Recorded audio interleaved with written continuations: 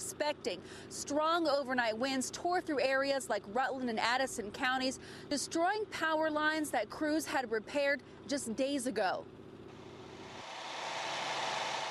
For a third day in a row, utility crews repaired damaged power lines after a snow and windstorm pounded towns like Lincoln.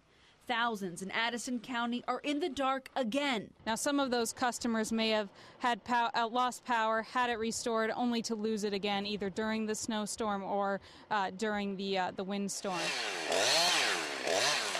This time, crews are dealing with fallen trees and broken poles after 2 straight days of fixing power lines brought down during Wednesday's dumping of wet, heavy snow. You know, a lot of stuff we just kept going over and over the same line, you know, it just kept snowing and snowing.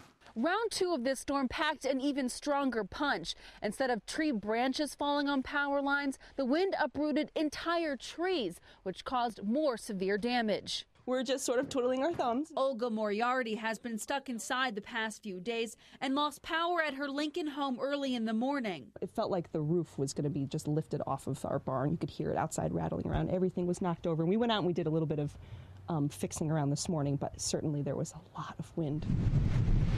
Central Vermont Public Service says it's likely some residents will be without power through the weekend as crews continue to clean up from one of the utility's most expensive storms. We've amassed a lot of crews and are going to keep hammering at this until it's done.